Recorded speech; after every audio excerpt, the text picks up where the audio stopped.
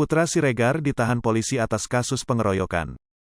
Keberadaan Putra Siregar pun menjadi pertanyaan sang anak, Khalid Siregar. Sang istri Putra, Septia Siregar terpaksa berbohong. Pengusaha telepon seluler, Putra Siregar baru-baru ini menuai sorotan karena diduga terlibat kasus pengeroyokan dengan artis Rico Valentino. Sang korban yang bernama Nur Alamsyah melaporkan kasus ini ke pihak kepolisian. Mengenai hal itu, Satreskrim Polres Metro Jakarta Selatan bahkan meringkus Putra Siregar dan Rico Valentino. Keduanya pun telah ditetapkan sebagai tersangka atas kasus dugaan pengeroyokan. Kini, sudah hampir 1 minggu Putra Siregar mendekam di Polres Jakarta Selatan. Keberadaannya pun mulai dipertanyakan oleh sang anak, Khalid Siregar. Video saat Khalid mencari ayahnya direkam oleh istri Putra Siregar, Septia Yetri Opani. Lalu video tersebut diunggah ke dalam Instastory @septiasiregar17, Kamis, tanggal 14 April tahun 2022. Awalnya, Khalid Siregar mengungkapkan isi hatinya.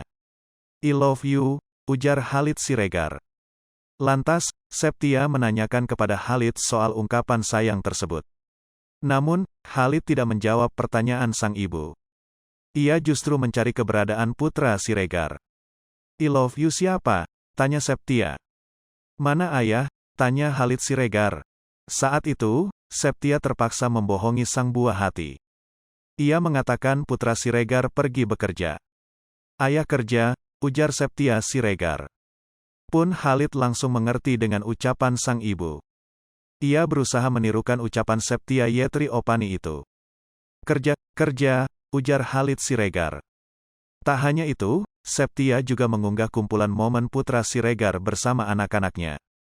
Ibu dua anak itu membuat video pendek dari kumpulan momen tersebut.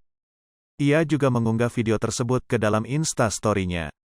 Septia mengatakan ia merindukan keberadaan suaminya. "I miss you," tulis Septia.